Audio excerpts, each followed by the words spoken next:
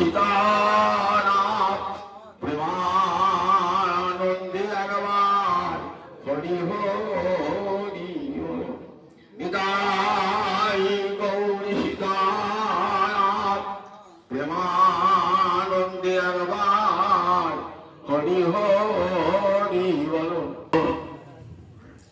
ভক্তবৃন্দের চরণে আমার কোটি কোটি দণ্ডবত প্রণিপাত। হরিদ্বারে ব্রহ্মকুণ্ডের তীরে মহারাজ পরীক্ষিত প্রায় পরিবেশনে বসেছে। পরে তিনি এই সংসার থেকে চিরকালের জন্য বিদায় গ্রহণ করবেন। ব্যাসনন্দন সুখদেব এসেছেন হরিদ্বারে ব্রহ্মকুণ্ডের তীরে। আসন্ন মৃত্যু মহারাজ পরীক্ষিতকে কৃষ্ণ কথা শোনাবেন। আসন্ন মৃত্যু জীবের একটাই কর্তব্য, ভগবান শ্রীহরির কথা শ্রবণ করা। 7 দিন ব্যাপী হরি কথা শোনালেন। 7 দিন হয়ে গেছে, এবার চলে যাবেন তো। 7 দিনের দিন, 7ম দিনের দিন কত দামি দামি মূল্যবান কথা বলে আছেন। মহারাজ পরীক্ষিতকে উদ্দেশ্য করে বিশ্ব জীবকে শিক্ষা দান করে আছে। বলছেন, মহারাজ, সকল জন্মের মধ্যে মানব জন্ম বড় সুদুর্লভ। লব্ধ্বা সুদুর্লভমিদং বহু সম্ভবান্তে মানুষ্যম অনিত্যম অর্থদম। বললেন, লব্ধ্বা সুদুর্লভমিদং মানুষ্যম অর্থদম অনিত্যম অপিহ ধীয় পূর্ণং যথেত অনিমৃত্যুযাবৎ নিঃশ্রেয়সায় বিষয় হল সর্বদোষায়। লব্ধ্বা সুদুর্লভমিদং বহু সম্ভবান্তি। মানব দেহটাকে দেখিয়ে বলছেন, মহারাজ, এই মানব দেহটা বড় দুর্লভ। দুর্লভ নয়, তার সঙ্গে দেখবে সুদুর্লভ। দুর্লভ কাকে বলে? দুঃখের লভ্যতে যৎ তৎ।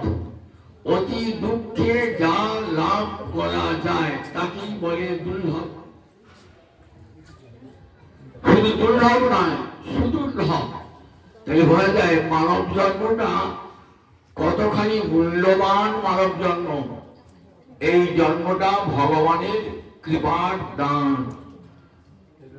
84 লক্ষ জনি ভ্রমণ করার পর এই মানব দেহটি একবার ভগবান দেন। উদ্দেশ্য দেখো, এই যে মানব জন্ম দিলাম, তুমি ইচ্ছা করলে এই মানব জন্ম থেকে মুক্তি লাভ করতে পারো। অর্থাৎ সংসার খাঁচার দরজা আমি খুলে দিলাম এই মানব জন্ম দিয়ে। মোক্ষদ্বারং অপাবৃতম, মুক্তির দ্বার আমি খুলে দিলাম। যদি এই জন্মে সাধন করো, এই মানব জন্মেই মুক্তি। অনেক কথা ভাববেন যে মানব জন্মের উপরে একটা জীব জন্ম আছে। কারণ আমরা কি ভূলোকে থাকি, ভূলোকে মানুষ থাকে। ভূলোকের উপর 7টা লোক, ভূ, ভূব, স্ব, মোহ, জল, তপ, সত্য। আবার এই ভূয়ের নিচে তল, অতল, বিতল, সুতল, পাতাল, তলাতল 7টা লোক আছে। মাঝখানে এই ভূলোক, এই ভূলোকে থাকে মানুষেরা। তাহলে মনে মধ্যে একটা প্রশ্ন আসবে যে ভূলোকের উপরেও তো ঊর্ধ্বে যারা রয়েছে, যে তারা তো দেবতা, তাহলে সেই জন্মটা প্রশংসার যোগ্য হলো না কেন? মানব দেহটা কি বলছেন? মোক্ষদারম অপাবৃতম। বলেন দেব দেহটা মুক্তির দ্বার নয়, মানব জন্মটাই মুক্তির দ্বার। এবং আমার কথা নয়, স্বামী সুখদেব হরিদ্বারে ব্রহ্মকুণ্ডের তীরে বসে আছেন কত মুনি, কত ঋষি, কত জ্ঞানী, কত ধ্যানী, কত তপস্বী বসে আছেন। তাদের সামনে বলছেন যে মানব জন্মটা সুদুর্লভ, শুধু দুর্লভ না সুলভ। বলেন না যে দেব জন্মটা দুর্লভ, মানব জন্মটা। এখান থেকে বুঝতে পারছেন যে মানুষের যখন জন্মিয়েছেন তখন জানতে হবে ভগবান কৃপা করে এই দেহটা দিয়েছেন, তাকে ভজন করবার জন্য একটা সুযোগ দিয়েছেন। তাহলে দেব জন্মে, বলে দেব জন্মে ভজন হয় না। আবার মানুষের নিচে যে জন্ম আছে তির্যক জনি, পশু পাখি কীট পতঙ্গ, সেজন্যই তো ভজন হয় না। ভজন হয় একমাত্র এই মনুষ্য জনিত। তাই মনুষ্য জন্ম শুধু দুর্লভ নয়, সুদুর্লভ। কেন সুদুর্লভ? আমি যদি ভাবেন আমি এই জন্মে মানুষ আছি, আবার আমি পরজন্মে মানুষ হব, শত চেষ্টা তো মানুষ হতে পারবেন না। কারণ মানুষ জন্ম লাভ করে কিসে? না কর্মের ফলে। আমাদের জন্মটা কর্মাধীন। আমার যেমন কর্ম তেমনি আমার জন্মটা হবে। আমি যদি মানব জন্ম পেয়ে মানুষের মতো কর্ম না করি, তাহলে তো আর আমাকে ভগবান মানব জন্ম দেবেন না। বলে মানব জন্ম দিয়েছিলাম, মানব জন্ম পেয়ে তুমি তো মানুষের মতো কর্ম করো না, তাহলে তোমাকে আবার মানব জন্ম দেবো কেন? একবার তো দিয়েছি। মানব জন্ম বিষয় সেবার জন্য নয়, বলেন বিষয় হল সর্বত।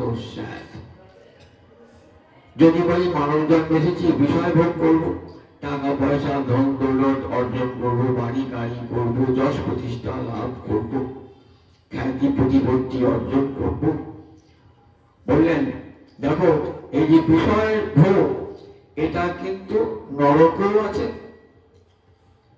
স্বর্গের দেবতাদেরও আছে, আবার নর্দমার কৃমিকীট তাদেরও আছে। বিষয় হলু সর্বত, সর্বত্রই বিষয় আছে। কিন্তু কৃষ্ণ ভজন, ভগবত ভজন নাই। ভগবত ভজন একমাত্র মানব দেহেতেই হয়, অন্য কোন দেহে হয় না। আপনি যদি একটা গাছের পাখিকে জিজ্ঞাসা করেন, দেখো পাখি আমি তোমার চেয়ে কত বড়, দেখো আমি সুন্দর দালান কোঠা বাড়ি তৈরি করেছি, সেখানে দেখো আমি থাকি কেমন, কত ভোগে আসে, আর তুমি গাছে গাছে ঘুরে বেড়াও, তোমার খাদ্যের অভাব, কোথাও খেতে পাও না। পাখিটা বলবে দেখো তুমি যখন সুখে আছো না, আমিও তেমনি সুখে আছি। আমিও দেখো গাছে বাসা তৈরি করেছি, এখানে সেখানে ফল সুবিষ্ট ফল খেয়ে বেড়াই। তোমার যেমন সংসার আছে, আমারও তেমনি সংসার আছে। আবার একটা নর্দমার কৃমিকীটকে বলুন, সে বলবে দেখো তোমার যেমন দালান কোঠা আছে, আমারও দেখো নর্দমা আছে, আমি এখানে ভালো মন্দ খাই, আমারও সংসার আছে। তাহলে যখন বিষয় করলেও সর্বতস্যায়, স্বর্গের দেবতাদেরও বিষয় ভোগ করে, আমার নর্দমার কৃমিকীট যারা নারকী তারাও বিষয় ভোগ করে, কিন্তু তাদের কোথাও ভগবত ভজন কোথাও নাই। একমাত্র মানব দেহটাই ভগবত ভজনের জন্য বিষয় হল। আহার নিদ্রা ভয় মৈথুরাঞ্চ সামান্য এত বসুবিদনানা। আহার নিদ্রা ভয় বংশ বিস্তার, এই চারটে সঙ্গে পশুর আর মানুষের মিল। আহার নিদ্রা ভয় মৈথুন মানে বংশ বিস্তার, এই চারটেতে মানুষ আর পশু এক। ক্ষুধা পেলে পশু আহার করে, মানুষও আহার করে।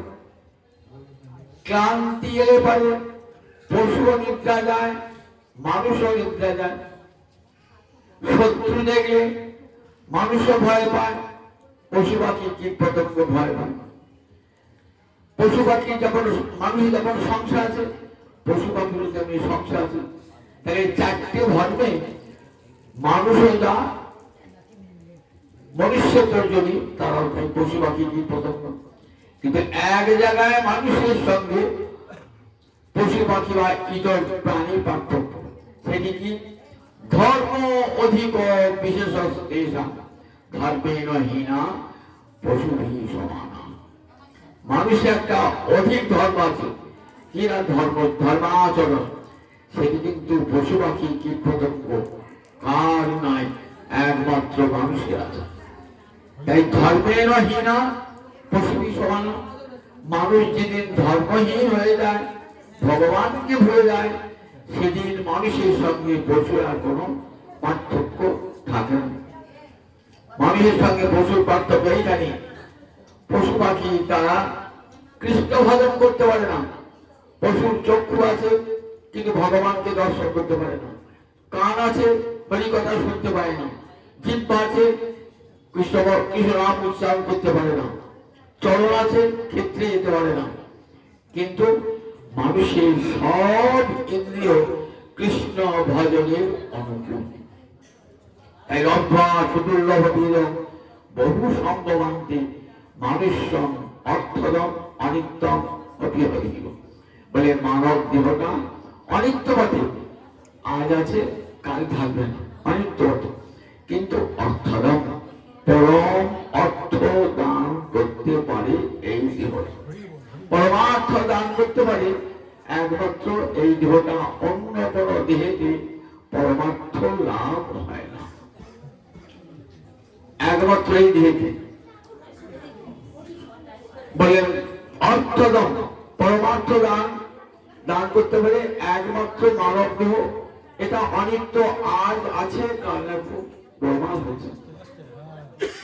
পঞ্চভূতে গড়া এই দেহটা ক্ষিতি, অপ, তেজ, মরুদ্ভ, এই পাঁচটা ভূতে গড়া এই দেহটা।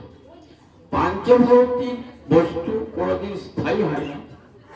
জগতের সমস্ত বস্তুই পঞ্চভূতে গড়া। কোন পাঞ্চভৌতিক বস্তু জগতে কোনদিনই স্থায়ী হয় না। দেহটা যখন পঞ্চভূতে গড়া, দেহটাও স্থায়ী হবে না, একদিন না একদিন চলে যেতেই হবে। কিন্তু কেমন করে যাব? যাওয়ার সময় আমাকে যাবো যাতে আমার পরজন্মে যাতে মানুষ হয়ে জন্মাতে পারি। এই জগতে যতটা ভজন করতে পারলাম, ভজন হলো, সিদ্ধি লাভ হলো না, আবার যেন পরজন্মে তারপর থেকে ভজন শুরু হয়। কিন্তু সারা জীবন যদি ভজন না করেন, মৃত্যুকাল তো ভজনের চিন্তা হবে না। যদি বিষয় চিন্তা করতে করতে প্রাণ পরিত্যাগ করেন, তাহলে আবার ওই বিষয় ভোগ করবার জন্য পশ্চাদি দেহ লাভ করতে হবে। কিন্তু কৃষ্ণ ভজনের জন্য যদি চিন্তা করতে করতে প্রাণ পরিত্যাগ করেন, তাহলে আবার গোবিন্দ কৃষ্ণ ভজনের সুযোগ করে দেবেন। আমরা মহাভারতে দেখতে পাই কি সুন্দর ভীষ্মদেব দেখুন 10 দিন যুদ্ধ করার পর ভীষ্মের পতন হল। কুরুক্ষেত্রের যুদ্ধে 10 দিন যুদ্ধের পর ভীষ্মের পতন হল।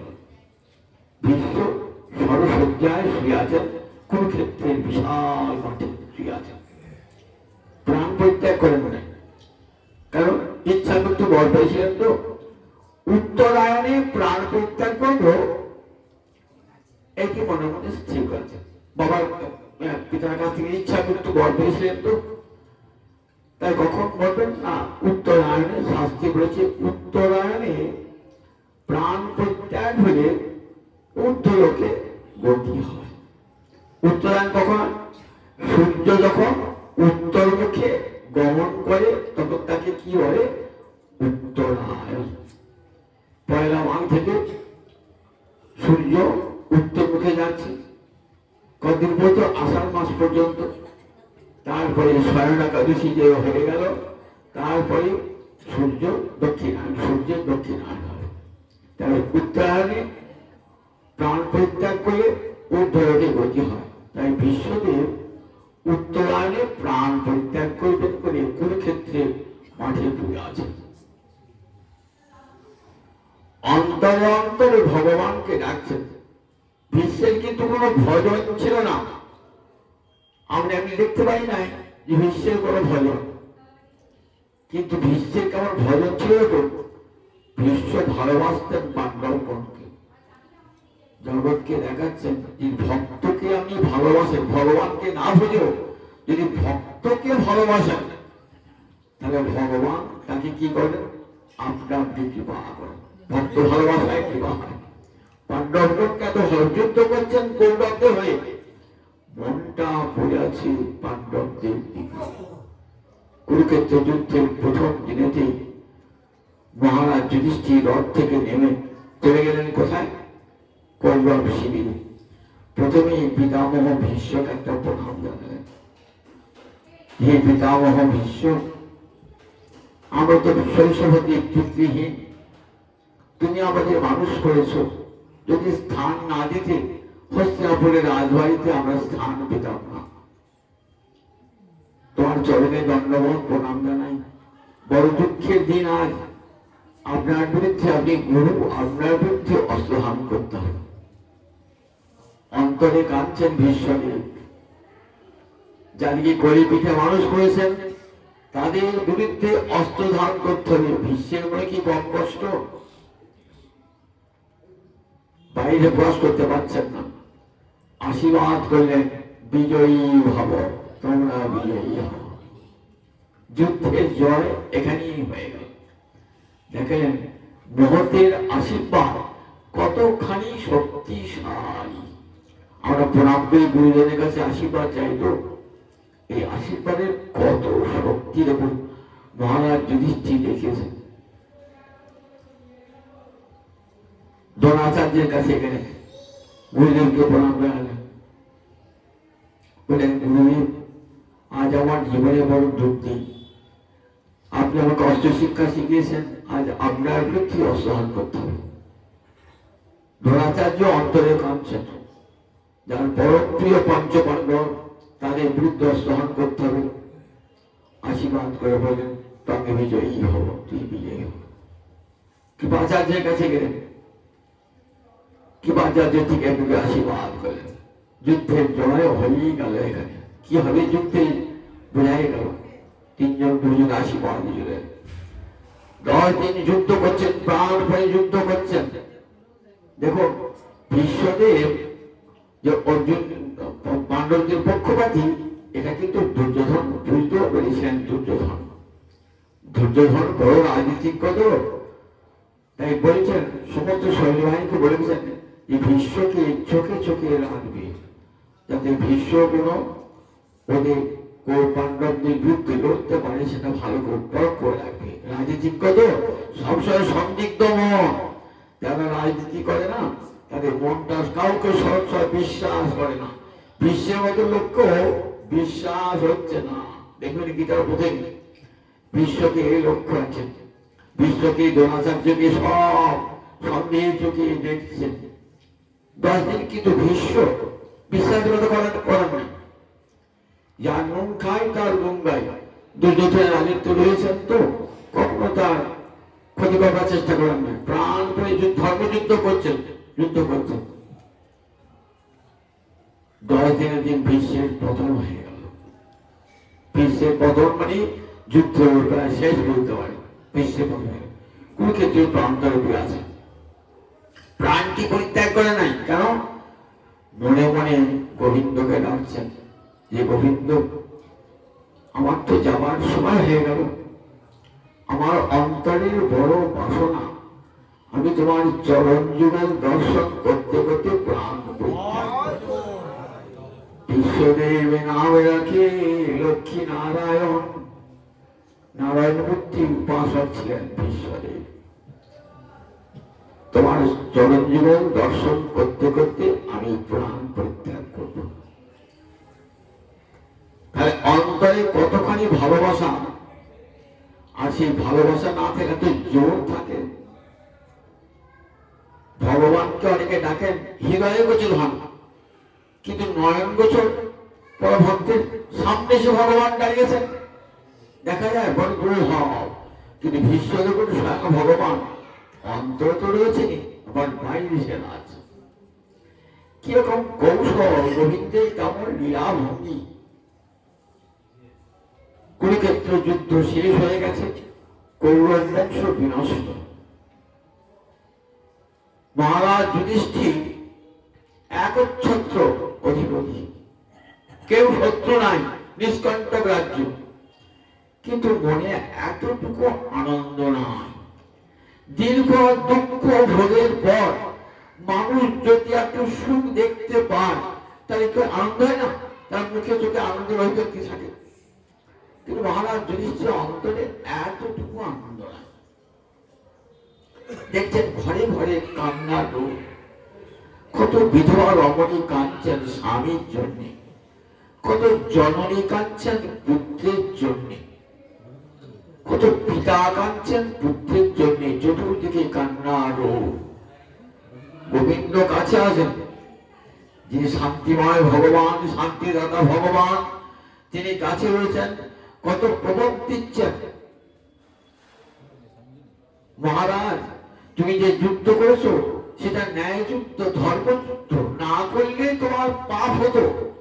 তুমি যুদ্ধ করে পাপ করো না, এটা তোমার কর্তব্য ছিল।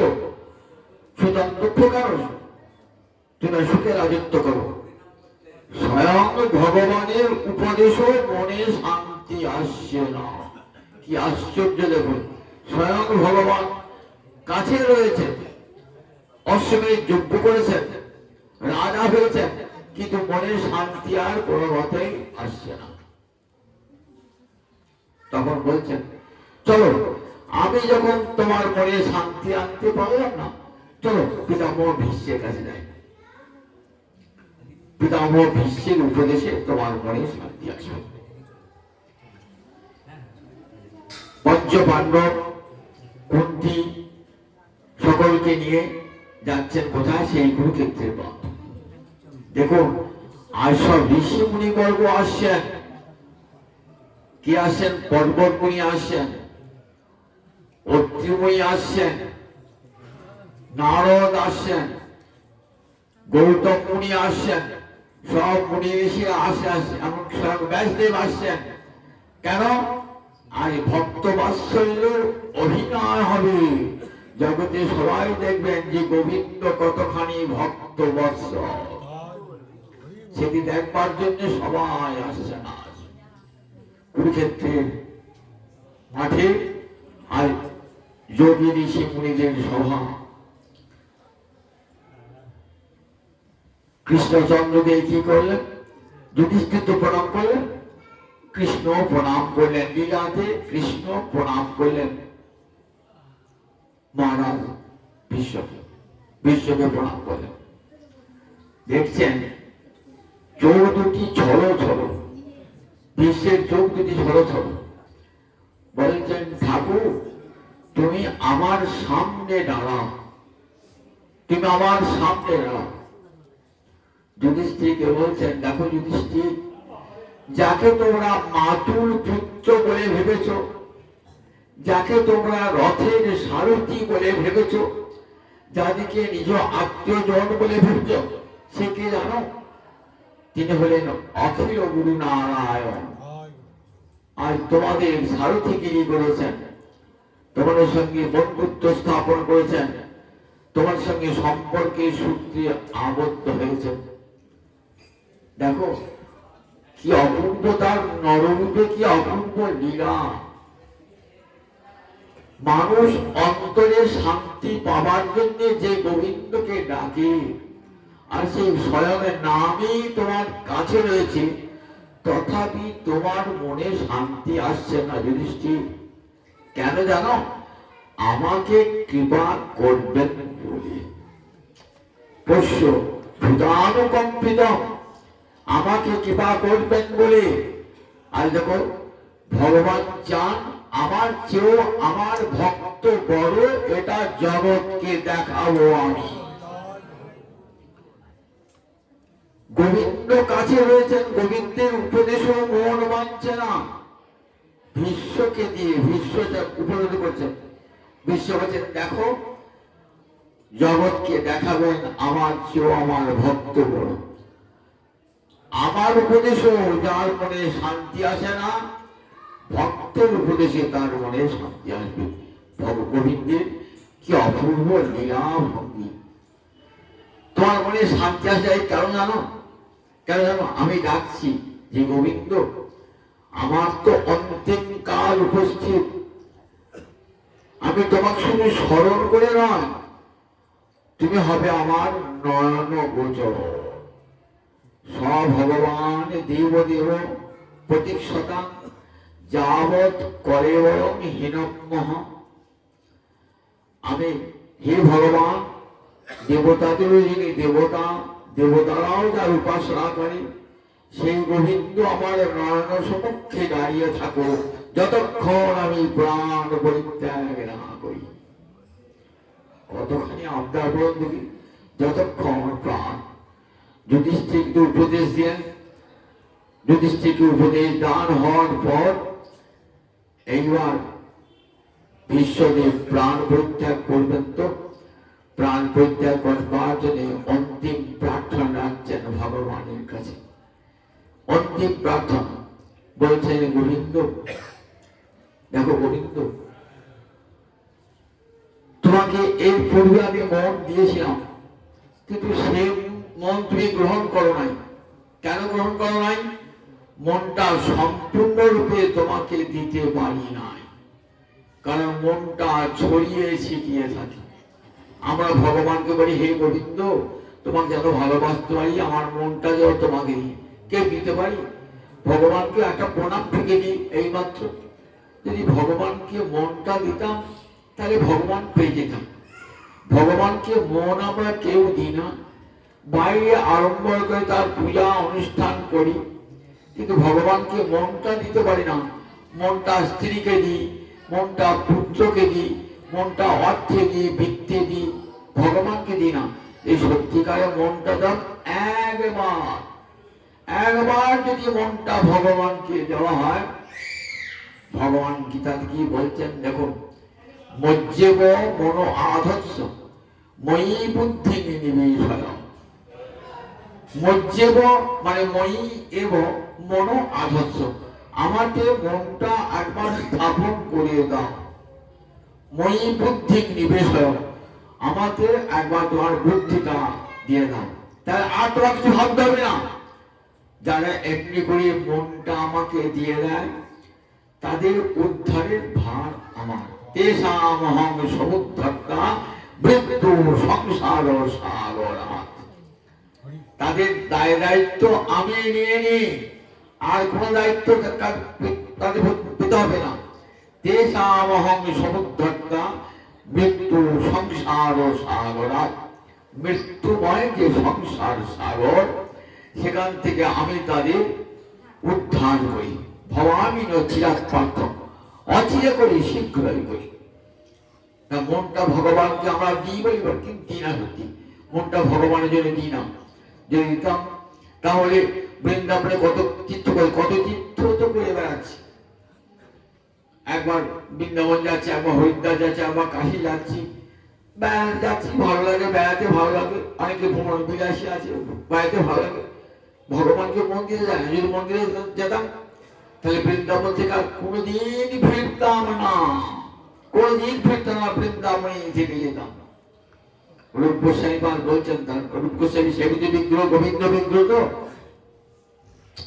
তা বলছেন বৃন্দাবনে গিয়ে আবার যদি সংসারে বন্ধুর সঙ্গে রঙ্গ করবার ইচ্ছা হয়, তাহলে কেশী তীর্থের উপকণ্ঠে যে হরিত অর্থাৎ গোবিন্দ আছেন না, তাকে যেন দর্শন করো না। দর্শন করলে আর সংসারে ফিরে যেতে হবে না, মনটা তাকেই দিয়ে দেবে। তাতে আমি গোবিন্দ বিগ্রহ দর্শন করেছি, কিন্তু দর্শন করেছি আবার সংসার করে, যার থেকে সংসার করছি। সবাই যান যে আমার সংসার করে, তাহলে মনটা ভগবানকে দিই না। ভ্রমণ করতে ভালোবাসি, 5 জায়গায় ঘুরে ঘুরে বেড়াই, ভগবানকে মন দিই না। যদি মন দিতাম এই গৌরহরি কি ভালোবাসতাম, আর কোথাও যেতাম না, গৌর চরণে মনটা দিতাম। তীর্থযাত্রা পরিশ্রম কেবলই মনের ভ্রম, সর্বসিদ্ধি গোবিন্দ চরণ। এটা ভাবি কি, মুখে বলি বটে কিন্তু ভাবি না। বিশ্বদেব বলছেন, প্রভু কতবার বলেছি প্রভু আমার মনটা তোমাকে দিলাম, সেটা কথা বলা কথার কথা, সত্যিকার দিতে পারি নাই, মনটা আমার ছড়িয়ে ছিটিয়ে রয়েছে। কিন্তু আজ প্রভু সমস্ত মনটা আমি তোমাকে দেবো। কেমন মন, কেমন মনটা দেবো? ইত্থমতী উপকল্পিতা বিতৃষ্ণা ভগবতী বিভগ্নি সাত্তত পুঙ্গবে ভগবতী বিভগ্নি। বললেন, আজ আমার তো দেবার কিছু নেই, তুমি জগৎ গুরু আমার সামনে এসে দাঁড়িয়েছ, তা গুরুকে যখন সামনে এসে দাঁড়ায় কিছু উপহার দিতে হয়। আজ আমার দেবার কিছুই নাই। একদিন ছিল সৌর্য বীর্য অর্থ সম্পদ সব ছিল, আজ তো কিছুই নাই। প্রভু একটা দেবার জিনিস আছে আজকে, আজ দিলাম ইতি মতির উপকল্পিত, আমার মনটা তোমার জন্ম। কেমন মন দিলে? বন্ধ রাখা মন দিলে নাকি? বন্ধ রাখা। গুরুদেবকে বলে, এই বাড়িটা তোমাকে আমি দিয়ে দিলাম। বুঝতে পারলি, বাড়িটা নিয়ে গুরুদেব দেখছে বাবা 5টা ব্যাংকের কাছে লোন, 5টা লোকের কাছে লোন, বাড়িটা এই ভাই দিয়ে যাবো কি যাবো বাবা, না আমাকে আবার টাকা দিতে হয় বাড়িতে। তা আমার মনটা ভগবানকে কেমন দিই, যে মনটা বন্ধ রাখা মন, স্ত্রীর কাছে বন্ধ, পুত্রের কাছে বন্ধ, আত্মীয় কাছে বন্ধ, স্বজন বন্ধুর কাছে বন্ধ, সে বন্ধ করে রাখা মন ভগবানের না, ও মন আমি নেবো না, আর কাউকে দেবে না। মনটা শুধু আমাকেই দেবে, 16 আনা মনটা আমাকে দেবার, কাউকেই দেবে না। যদি দিতে পারো তাহলেই দেবো, নইলে দেবো না। ওই চাকরের ভাগ্য দিলে আমাকে ভাগ পাবো না। ভালোবাসার কখনো অংশ হয় না, পূর্ণ ভালোবাসা যদি দিতে পারো তবে। কৃষ্ণ আর অর্জুন একদিন বেরিয়েছেন ভক্ত দর্শন করবার জন্য। ঘুরতে ঘুরতে ঘুরতে ঘুরতে একটা গ্রামে পৌঁছিয়েছেন। গ্রামটা বেশ ভালো বড় গ্রাম। সেখানে দেখছে বড় লোকের বেশ বিরাট বাড়ি। সাধারণ বেশে কৃষ্ণ অর্জুন যাচ্ছে, এ বলছেন একটু থাকবার, রাত হয়ে গেছে, থাকবার জায়গা হতো। বড় লোকটাকে চিৎকার করে, অজ্ঞাত পুরুষের বাস হয়ে রকস্যচিত, কোথাকার লোক চিনে আসলাম, তো মিষ্টি কথা না, একবার ঠেকে চলে এসছে। চলে এলেন কৃষ্ণ অর্জুন, আজ বসে আশীর্বাদ করলেন। কি বলে, তোমার আর 2 তলা আছে, 5 তলা হোক, দোকানে এসে 5টা গাড়ি হোক, 5 কোটি টাকা আছে, 10 কোটি টাকা হোক, আশীর্বাদ করে চলে যায়। এবার গ্রামের প্রান্তে এসেছেন। গ্রামের প্রান্তে এসে একটা দরিদ্র মানুষ হরিনামের মালা সবসময় জপ করছেন, গোবিন্দ নাম করছে সবসময়, অতি বিনয়ী ভদ্র, দেখি ভাই যায় ভজনশীল, খড়ের চালা, কিছুই নাই, কেউ নাই, একটা মাত্র গাভী আছে। সেই গাভীটার দুগ্ধ বিক্রয় করে কোনোরকম জীবন যাপন করেন, মনের পূর্ণাংশ গোবিন্দ চরণে অর্পণ করেছেন। বলে একটু থাকবার জায়গা হবে তার বাড়িতে এসে, হ্যাঁ আসুন, অতিথি দেব ভব, অতিথি নারায়ণ, বাবা বাবা আমার কি সৌভাগ্য, আসুন আসুন। বলে কৃষ্ণ অর্জুনকে থাকতে কি খাওয়াবেন, কিছু তো নাই, এক বাটি দুধ দিয়েছেন, সে দুধটা খেয়েছেন। দুধটা খেয়ে খুব দূরে কৃষ্ণ অর্জুন আত্মীয় থেকেছেন। সকাল যখন যাচ্ছেন, যাওয়ার পর ব্রাহ্মণ প্রণাম করেছেন, মনে মনে আশীর্বাদ করলেন, তোমার গরুটি মরুটি। অর্জুন বলছে, আচ্ছা এ তোমার কি আশীর্বাদ হলো? গরুটি মরু। আর ওই বলছে 5 টাকা হোক, 5টা গাড়ি হোক, 5 কোটি টাকা হোক। তা বললে ও লোকটা কোনো জ্বালায় জ্বলে জ্বলে মরছে, তো 4 দিকে মরবো, আমরা আমাদের মন নাই, তাই আরো ধন সম্পদ হোক, তাহলে জ্বলবে লোকটা, আরো জ্বলতে জ্বলতে জ্বলতে জ্বলতে যদি কোনোদিন মনটা আমাদের গায়ে। আর ওর 15 আনা মন আমাকে দিয়ে দিয়েছে, 1 আনা মন আর গাভীর গায়ে ছিল, গাভীটা বলে 16 আনা মন আমাকেও দিয়ে দেবে। তা ভগবান চান 16 আনা মন আমাকে দিন। ওই সবাই 4 আনা 8 আনা ভাগ করে 4 আনা বউকে দিলাম, 4 আনা ছেলে দিলাম, আর 2 আনা তোমাকে দিলাম, চাই না, 16 আনা মন যদি আমাকে দাও। বিশ্ব বলছেন, ইতিমতি উপকল্পিতা বিতৃষ্ণা, আজ বাসনা শূন্য মন তোমাকে দান করলাম। ভগবানকে দান করবেন কেমন মন? না বাসনা শূন্য মন। অন্তরে যদি কোনো বাসনা থাকে তাহলে সে মন ভগবান নেন না। বাসনাহীন মন ভগবানকে দিত। বলেন, হে গোবিন্দ, আমি তোমাকে আজ বাসনাহীন বিতৃষ্ণা মন আজ তোমার চরণে অর্পণ করলাম। আমাকে এই আশীর্বাদ করো, আমি যেন আমার পার্থ সখা গোবিন্দে যেন আমার রতি হয় পরজন্মে। পার্থ সখা অর্থাৎ অর্জুনের সখা কৃষ্ণের যেন রতিরস্তু নেই অনবদ্যা, আমার এমন রতি হোক পরজন্মে যেন অনবদ্যা, আর অন্য কোথাও মন থাকে না, তোমার চরণে সোলানা মন নিয়ে যেন আবার আমি জন্মাতে পারি।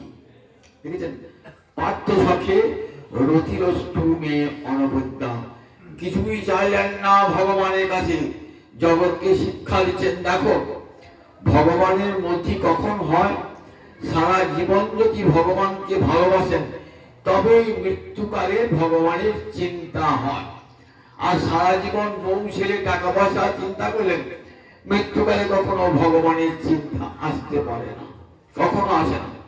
কিন্তু সারা জীবন আমি গীতায় কিন্তু ভগবান বলছেন না যে মৃত্যুকালে যদি কেউ একবার আমাকে স্মরণ করে তাহলে কি হয়, পরজন্মে সে উত্তম গতি লাভ করে।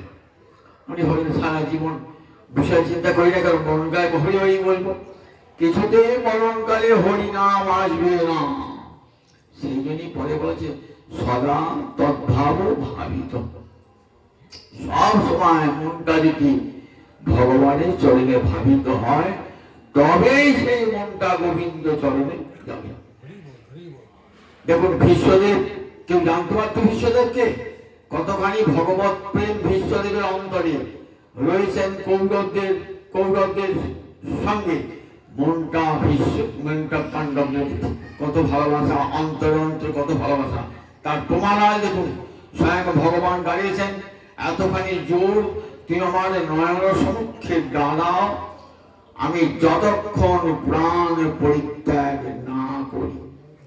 প্রভু, এত অপূর্ব তোমার রূপ, তোমার এই রূপ দেখতে ত্রিভুবন গমনং তোমার বর্ণন, এত অপূর্ব তোমার রূপ, সেই রূপ দেখতে দেখতে যেন আমি প্রাণ পরিত্যাগ করি, পরজন্মে যেন আবার ওই তোমার ওই রূপ দর্শন করতে পারি, নয়নে হরি দর্শন। আমাদের দুটো নয়ন কৃষ্ণ দর্শন করে, কৃষ্ণ দর্শন করে না। জগতে কোথায় সুন্দর রূপ দর্শন করবেন, ছুটির সুন্দরী নারী সুন্দর পুরুষ দেখে, সুন্দর পুরুষ সুন্দরী নারী দেখে খুঁজে খুঁজে বেড়ায়, কিন্তু ভগবানকে দেখবার জন্য না। ভগবানের যে সুন্দর জগতে আর কি আছে? যে গোবিন্দের রূপ, এত রূপ, প্রেমের কাজল মাখা নয়নে দর্শন করতে হয়। বংশীগানামৃত ধাম লাবণ্যামৃত জন্মস্থান, জিনা হারে সে চাঁদ বদন, সে নয়নে কিবা কাজ পড়ুক তাহার দেবান, সে নয়নে রহে অকারণ। দুটো নয়ন গোবিন্দ রূপ দর্শন করবার জন্য। জগতের রূপ দেখে কি হবে? জগতের রূপ আজ দেখছেন, আজ একজন যুবতী রমণীকে দেখলেন, সুন্দর যুবককে দেখলেন, 20 বছর বাদে দেখুন তার আজ কোথায় রূপ চলে গেছে, কিছু নাই। আর গোবিন্দমান নিত্য কিশোর, তার রূপ কখনো যায় না, সব অনন্ত রূপে রহি হয়। প্রেমের কাজল মাখা নয়নে সাধুরা ঋষিরা দর্শন করছেন। তাই যারা সত্যিকারে প্রেমাঞ্জল ছুরিত ভক্তি বিলোচনের সন্ত সদৈব হৃদয়ে শিবিরা করেন। প্রেমের কাজল মাখা নয়নে গোবিন্দ রূপ দর্শন করেছেন যারা, তারা জগতের আর অন্য কোন রূপে আকৃষ্ট হয় না। তাই বলছে আমার যেন প্রভু ওই তোমার ত্রিভুবন কমনং তমাল বর্ণন, রবি কর গৌরাম্বর, রবি সূর্যের কিরণের মতন উজ্জ্বল পীতবসনধারী ওই ত্রিভুবনের কমনীয়, জগতের সবাই ভালোবাসে তোমার এই রূপটাকে। তমাল বর্ণ ওই রূপ আমি যেন দর্শন করতে করতে প্রাণ পরিত্যাগ করি, আবার বড় জন্মে যেন ওই রূপ দর্শন করতে পারি। গোবিন্দ দেখি তোমার ভক্তের প্রতি কত ভালোবাসা, তুমি যে ভক্তবৎসল। দেখো আমি প্রতিজ্ঞা করেছিলাম আমি তোমাকে অস্ত্র ধারণ করাবই করাবো। তুমি প্রতিজ্ঞা করেছিলে কুরুক্ষেত্রের যুদ্ধে আমি নিরপেক্ষ থাকবো, অস্ত্র ধারণ করবো না। পাণ্ডবদের রথের সারথি হয়েছিলে, আর আমার প্রতিজ্ঞা ছিল তোমাকে অস্ত্র ধারণ করাবি। যখন ভয়ঙ্কর যুদ্ধ হচ্ছে আমি তখন কি করেছি, তখন চোখা চোখা বাণ নিক্ষেপ করছি অর্জুনের অঙ্গে, সেই বাণগুলো রাখছি অর্জুন অঙ্গে, রক্ত বার হচ্ছে। তুমি তখন থাকতে না পারে কি করেছো, রথ থেকে নেমেছো, রথ থেকে নেমে রথে একটা ভগ্ন চাকা নিয়ে আমার দিকে টেনে এসেছো। ঠিক যেমন সিংহ হাতির দিকে অগ্রসর হয় তেমনি করে তুমি আমার দিকে টেনে এসেছো। তখনই কি করলেন, তখনই ভীষ্ম শঙ্খ বাজিয়ে দিলেন। কেন না ভীষ্মের জয় হয়ে গেল। কি জয় না ভগবানের সঙ্গে ভক্তের একটা প্রতিদ্বন্দ্বিতা, কে হারে কে জেতে। ভগবান বললেন আমি যুদ্ধে অস্ত্র ধারণ করবো না, আর ভক্ত বললেন আমি তোমাকে অস্ত্র ধারণ করাবই। জয়টা কার হলো, ভক্তির জয় হয়ে গেল। বললেন অর্জুন বললেন আজ ভক্তির জয় হয়ে গেল, দেখো তুমি তো বলেছো অস্ত্র ধারণ করবো না। সেই সব দিনে যুদ্ধ লীলা মনে পড়ছে, যুদ্ধ লীলা ভক্তের তুমি কত ভালোবাসো, যুদ্ধ করছো কত পরিশ্রম, তখন তোমার অশ্বের ক্ষুরন্থিত ধুলিগুলো মুখে লেগেছে, কি তোমার অপূর্ব সুন্দর মুখখানা।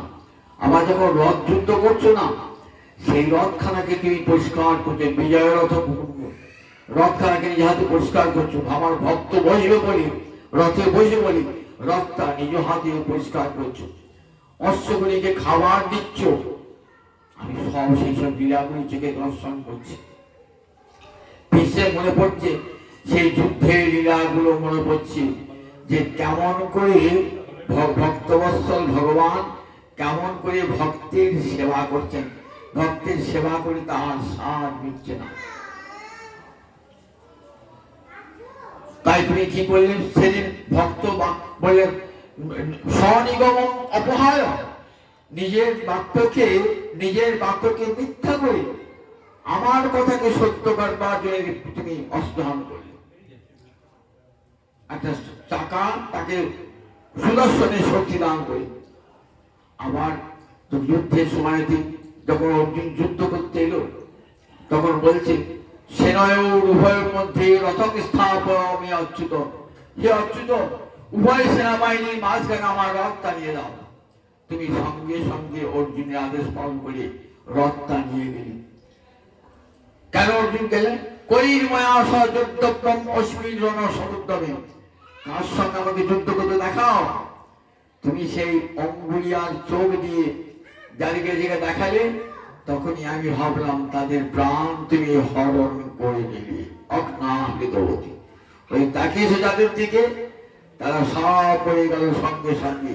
যাদের দিকে অঙ্গুলি তাদেরকে বিশ্ব দেখাচ্ছেন না, যখন বিশ্ব দর্শন করছেন বলে দেখো আমি তো মেয়ে রেখে দিয়েছি, তুমি যুদ্ধ করবে কে। দেখো ভীষ্ম দ্রোণ কর্ণ সব মরে পড়ে আছে, দেখছেন কৃষ্ণের দেহের মধ্যে সব মরে পড়ে আছে, ভীষ্ম দ্রোণ কর্ণ সব মায়া হতাং স্থান, আমি তাদেরকে মেরে রেখে দিয়েছি।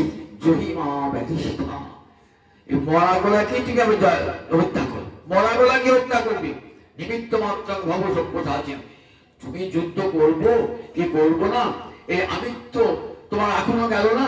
স্বয়ং ভগবান রয়েছেন তো, আমি যুদ্ধ করবো না না জোরছে, এই অর্জুনের আমিত্ব রয়েছেন। ভগবান এই অর্জুনের আমিত্ব দূর করবার জন্য গীতা, এত বড় গীতা, যতক্ষণ পর্যন্ত অহংকার এবং মহত্ব না যায় না ততক্ষণ পর্যন্ত ভগবত প্রাপ্তি ঘটে না। তাই কি বললেন ভগবান, এত বড় 700 শ্লোকে গীতা বললেন, শেষে বলছেন নষ্ট মহ শিথিল লব্ধা, নষ্ট মহ শিথিল লব্ধা, আমি স্মৃতি ফিরে পেয়েছি, আমার মোহ দূর হয়ে গেছে। তোমারই করুণাতে প্রভু শীতস্মি গত সন্দেহ করিষ্যে বচনং তব। আমি তোমার বাক্য যা বলেছ আদেশ মেনে চলবো। শীতস্মি গত সন্দেহ করিষ্যে বচন তব। তোমার করুণাতে আমার সব মোহ দূরীভূত হয়েছে। এমনি করে কি করলে তুমি কুমতিম অহরণ, তুমি অর্জুনের কুমতি হরণ করলে আত্মবিদ্যার দানের দ্বারা। তা সেই তুমি দেখো আমার অর্জুনকে জেতাবার, পঞ্চপাণ্ডবকে জেতাবার জন্য তুমি কি করেছো? দেখো পঞ্চপাণ্ডবকে জেতাবার জন্য দুর্যোধন এসে বলছে ভীষ্মকে যে এখনো পর্যন্ত পঞ্চপাণ্ডব মরো না। পঞ্চপাণ্ডব নিশ্চয় পিতামহ আপনার পক্ষপাতিত্ব আছে, এই পঞ্চপাণ্ডব এখনো যুদ্ধ করে যাচ্ছে, আমাদের কত সৈন্য শেষ হয়ে গেল। তখন ঠিক আছে দুর্যোধন, আমি পঞ্চপাণ্ডবকে মারবো। দেখো এই 5টা বাণ আজ আমি মন্ত্রপুত করে রেখেলাম, কালকে সকালে উঠে এই পঞ্চবাণ নিক্ষেপ করবো পঞ্চপাণ্ডব। দুর্যোধন ভাবলেন ঠিক কথাই, 5টা বাণ যখন নিয়ে রেখেছেন, এই 5টা বাণ দিয়ে আগামীকাল যুদ্ধে তো পঞ্চপাণ্ডব শেষ হয়ে যাবে ভাবনা আছে। যুধিষ্ঠির বলছেন কৃষ্ণকে, কাল তো 5টা বাণ নিক্ষেপ করে পঞ্চপাণ্ডব শেষ হয়ে যাবে, তাহলে কি করা যায়? কৃষ্ণ তখন অর্জুনকে অর্জুন তুমি এক কাজ করো, তুমি একটি কাজ করি ওই দুর্যোধনের রাজমুকুটটা চেয়ে নাও। দুর্যোধন রাজমুকুট দিলে কেন? তারপরে তোমাকে একটা দুর্যোধন বর্গ বলেছিল, সেই বরটা চেয়ে নাও। কখন বর্গ বলেছিল?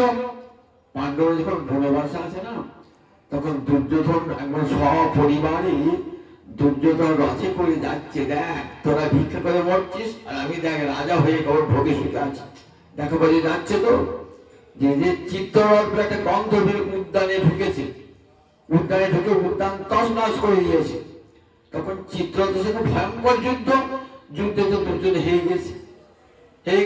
একবার দুর্যোধন এবং তার সব কৌরবীকে বন্দী করে রেখে দিয়েছে। সংবাদটা গিয়ে পৌঁছালো যুধিষ্ঠিরের কাছে। যুধিষ্ঠির ভীম অর্জুনকে করে যাও শিখির কৌরব রমণীগণকে মুক্ত করতে হবে। বলে ভালোই হয়েছে দাদা, কেন মুক্ত করছো? ওরা আমাদেরকে দেখো রাজ্যচ্যুত করেছে, বনে পাঠিয়ে দিয়েছে, আমার কি মধ্যে ছাড় দেবো? থাকুন বন্দি থাকুন, ভালো হয়েছে। বললেন না, যখন বাইরে যুদ্ধ হবে না তখন কি ভাববে আমরা 105 ভাই, আর যখন ঘরে ঘরে যুদ্ধ হবে তখন আমরা 5 ভাই ও 100 ভাই। যাও কৌরব রমণীকে অপমান আমি সহ্য করবো, যাও। তখন অর্জুন এসে যুদ্ধ করে চিত্রসেনকে হারিয়ে দিয়ে আর আমাদের দুর্যোধনকে কৌরব রমণীকে মুক্ত করে আনলেন। তখন দুর্যোধন বলেছেন দেখো ভাই এত উপকার করলে আমি তোমাকে একটা বর দেব। অর্জুন বলেন না, বর চাই না, আমি বর নিয়ে দাদা বলবে দেখো বর নিয়ে তাদেরকে মুক্ত করেছো, দেখো নিজের ভাইকে কেউ বর নিয়ে মুক্ত করে। আচ্ছা ঠিক আছে, পরে দেখা যাবে, তোমাকে তো বলেছিল বর দেবো, এই সময় বরটা চেয়ে নাও। অর্জুন দিয়ে বলছে দাদা রাত্রিবেলাতে, দিনের বেলা যুদ্ধ তো, রাত্রিবেলা সব যেমন কথাবার্তা কথা আলাপ পরিচয় সব হতো। দিয়ে বলছেন দাদা আমাকে তোমার মুকুটটা দিতে হবে, রাজমুকুটটা দিতে হবে। দুর্যোধন হাসতে হাসতে বলছে রাজমুকুট নিয়ে কি করবে? এবার আছে রাজা তার কোনো হতে পারবে না, রাজমুকুট সাজ হয়েছে, নিয়ে যাও রাজমুকুটটা একবার নিয়ে যাও। রাজমুকুটটা নিয়ে এলেন, নিয়ে এসে ভীষ্ম শুয়ে আছে, ভীষ্মের শিবিরে প্রবেশ করেছে। বললেন কেমন করে না, ভীষ্মের এখানে প্রদীপ জ্বলছে না, সেখানে আড়ালে দাঁড়াবে, আড়ালে দাঁড়িয়ে ওই পঞ্চবাণ চাইবে দাও। আর অর্জুন আর দুর্যোধন দেখতে পেলে একরকম, মাথায় মুকুটটা পড়েছে, ভাবছেন দুর্যোধন এসে চাইছে বাণ। বিশ্বদেবের কাছে বলছেন পিতামহ 5টা বাণ দিন। বিশ্বকে তাকিয়ে দেখি ভাবলেন দুর্যোধন চাইছে তো ওই ভাবো ওর হাতে মারা যাক পঞ্চপাণ্ডব, ভালোই হল, এই 5টা বাণ নিয়ে দাও। 5টা বাণ নিয়ে চলে যায়, 5টা বাণ। তারপরে কিছুক্ষণ পরই সঙ্গে কিন্তু কৃষ্ণ আছেন, কিছুক্ষণ পরই দেখছেন জানলার পাশ দিয়ে কে জানা গেল। তখন ভাবলো তো কৃষ্ণ এসেছিল, তাহলে কৃষ্ণের কৌশল করে পঞ্চবাণ অর্জুনকে দিয়ে নিয়ে এসেছে, তাহলে তার হলো না পঞ্চবাণ দ্বারা ভীষ্মেরও ইচ্ছা ছিল না। বলে দেখো ভীষ্ম পঞ্চম দেব যদি পঞ্চবান নিক্ষেপ করে পাণ্ডবকে মারতে ভীষ্মও চান নাই, শুধু দুর্যোধন অনুরোধে। বলে সেদিন তোমার কৌশল দেখেছিলাম প্রভু, তুমি কি কৌশলে পাঠালে অর্জুনকে পঞ্চবান আনবার জন্য। সেদিন দেখলাম তোমার কি ভক্ত বাৎসল্য প্রভু, ভক্তকে কত ভালোবাসো। তাই ভক্তকে ভালোবাসা জন্য তুমি কত কৌশল অবলম্বন করেছো প্রভু। প্রভু তুমি ভক্তবৎসল, আজ আমি অন্তরে ডাকছি তোমাকে, তুমি আমার নয়ন সমক্ষে এসে দাঁড়াও। যতক্ষণ তুমি আমি প্রাণ পরিত্যাগ না করি ততক্ষণ পর্যন্ত তুমি আমার নয়ন সমক্ষে দাঁড়াও। তোমাকে তো কিছুই দিতে পারি নাই, আজ আমি আমার সর্বস্ব দিলাম তোমাকে, আমার মনটা তো দিলাম, সেই সঙ্গে আমার বাক্য তোমাকে দিলাম, আর আমার নয়নের দৃষ্টিও তোমাকে দিলাম। মন, বাক্য, দৃষ্টি, তিনটি তোমাকে দান করলাম আজকে। ভগবান, আমরা ভগবানকে দেখি ভাবে দৃষ্টি দিই, বাক্য দিই, মন দিতে পারি না। আজ মহারাজ ভীষ্ম বাক্য দিলেন, মন দিলেন, সেই সঙ্গে দৃষ্টি, মনোভাব, দৃষ্টি বলতে বলতে ভগবানের শ্রীচরণ বললেন, 3 রকম প্রণাম আছে তো, আমি তোমাকে একদম প্রণাম করতে পারছি না। কায়িক প্রণাম, বাচিক প্রণাম আর মানসিক প্রণাম, 3 রকম প্রণাম আছে তো। তা যদি দেহে প্রণাম করতে পারে, দেহের প্রণাম ভাগ আছে, সাষ্টাঙ্গ প্রণাম আছে, দণ্ডবোধ প্রণাম আছে, পঞ্চাঙ্গ প্রণাম আছে, আবার হাত জোর করে প্রণাম আছে, দণ্ডায়মান অবস্থায় প্রণাম আছে, বহু রকম প্রণাম আছে।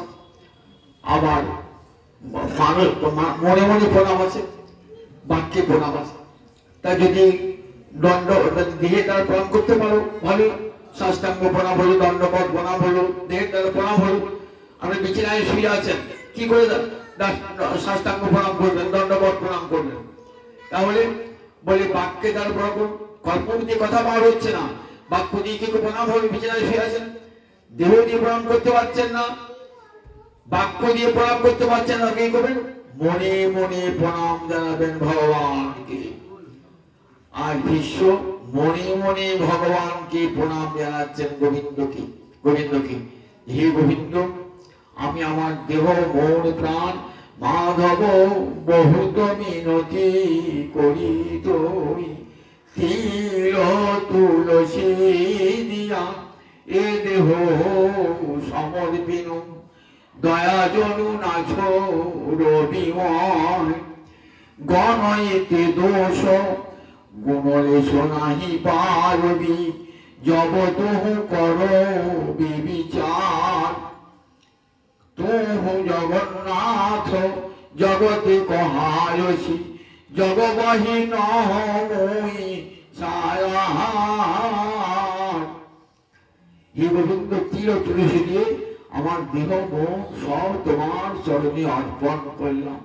ঠিক যেমন করে বিদ্যাপতি গোবিন্দ চরণে দেহ মন প্রাণ অর্পণ করেছেন, তেমনি করে ভীষ্ম তার দেহ মন প্রাণ গোবিন্দ চরণে অর্পণ করলেন।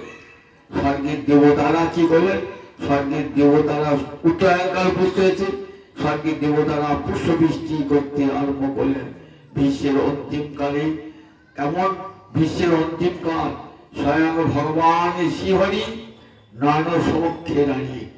এইরকম আমরা ইচ্ছা মৃত্যু কার দেখতে হয় বলুন দেখি? গৌরাঙ্গ লীলায় হরিদাস ঠাকুর বললেন, প্রভু যখন অদ্বৈত বিভাগকে তরজারি দিয়ে পাঠালেন, যে দেখো প্রভু তোমার লীলা এবার সংবরণ করো, প্রভু এইবার তুমি চলে যাও আপন ধামে। দুর্গা পুজোর সময় দেখবেন পুরোহিত কি করে?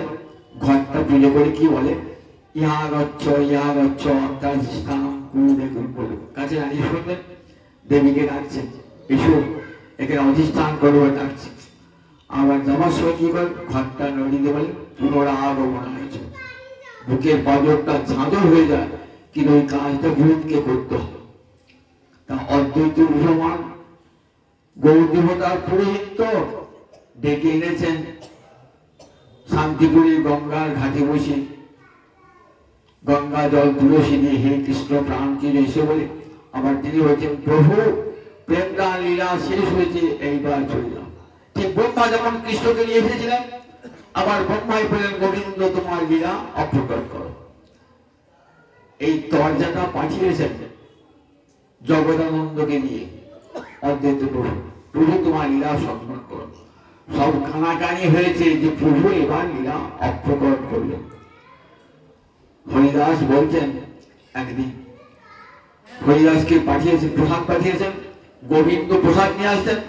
গোবিন্দ বলছেন দেখলাম হরিদাস মনে অসুস্থ, আজ উঠে অন্যদিন দেখি বসে কীর্তন করেন, আজ হরিদাস কীর্তন করতে পারছে না, শুয়ে আছে ভূমিতে শয়ন করে হরিনাম করছেন।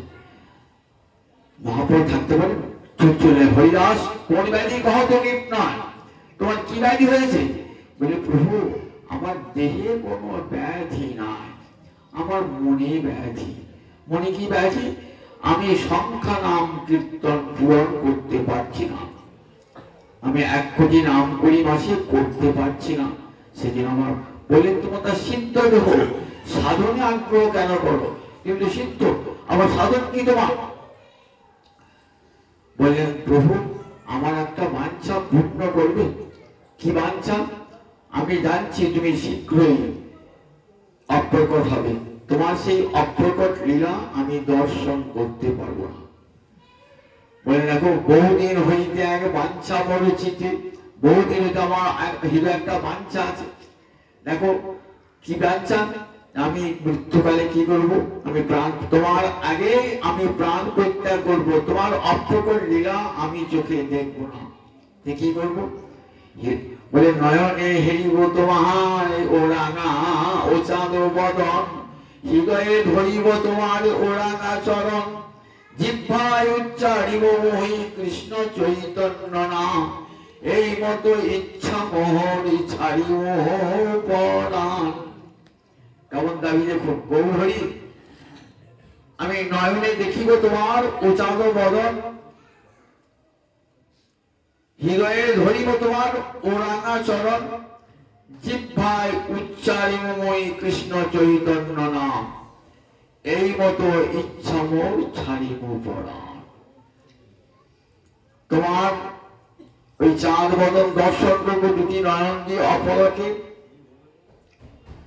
তোমার রাঙা চরণ ব্রহ্মাদি বন্দিত চরণ আমার হৃদয়ে ধারণ করবো, আর মুখে কৃষ্ণ চৈতন্য বলতে বলতে প্রাণ পরিত্যাগ করবো। ভক্তবাঞ্ছা কল্পতরু পরের দিন এলেন সবার সাথে এসে, হরিদাস কি সমাচার, বহু সমাচার? প্রভু আমি প্রস্তুত হয়ে আছি প্রভু। হরিদাস নিজাগ্রেতে প্রভুরে বসাইল, নিজ নেত্র 2 ভৃঙ্গ মুখপদ্মে দিল, সহৃদয়ে আনি ধরি প্রভুর চরণ, সর্বভক্ত পদরেণু মস্তক ভূষণ।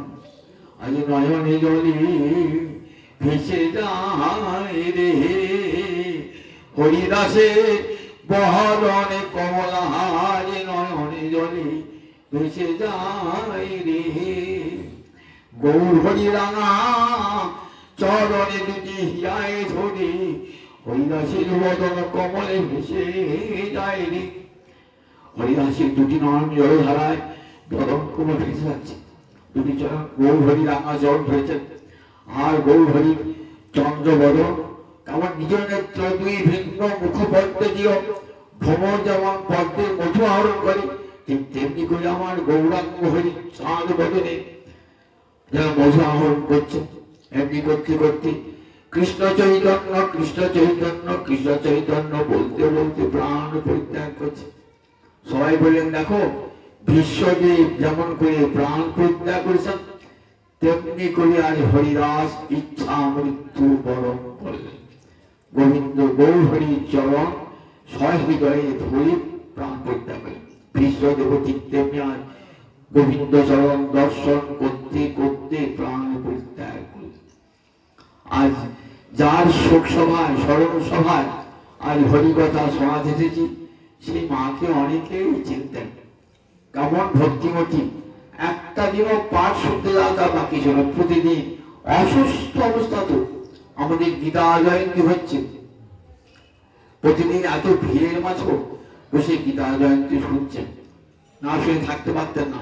বমি হচ্ছে, সামনে দরজায় বসে পাঠ শুনছেন, হাতে হাতে একটা লাঠি নিয়ে, তখন শরীর আর চলছে না, অসমর্থ শরীর।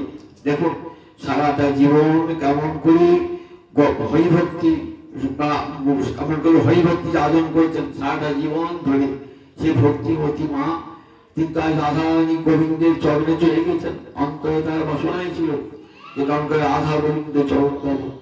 যখনই কোনো হরি কথা হতো কত প্রশ্ন জিজ্ঞাসা করতেন, কত মনে প্রশ্ন জিজ্ঞাসা, হয়তো পাঠটি ভালো করে শুনতেন, শুনে সেই সব প্রশ্ন মনে জমা থাকতো, সেগুলো আবার জিজ্ঞাসা করতেন। বই বার হইলে আমাকে একটা ওই বই এনে নিয়ে যা দাম দাম দেব দেব, কতখানি আগ্রহ ছিল সেই মায়ের।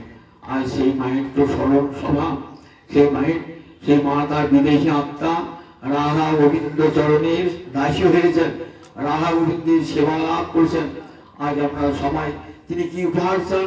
ভক্ত অন্য কোনো উপহার চান না, তার সন্তান সন্ততিরা যেন আমাকে কৃষ্ণ কথা উপহার দেয়।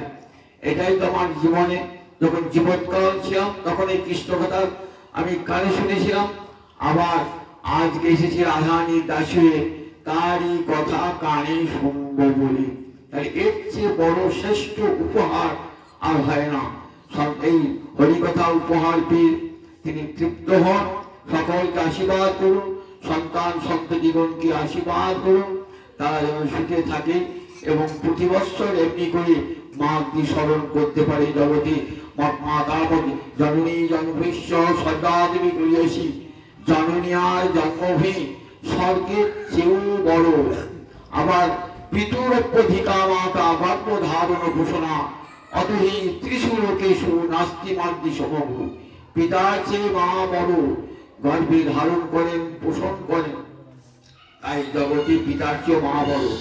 পিতা মাতা দুজন দাঁড়িয়ে থাকলে কাকে আগে প্রণাম করবেন? বলেন মা তরঙ্গ প্রণম্য পশ্চাৎ পিতরঙ্গ প্রণমের তথা।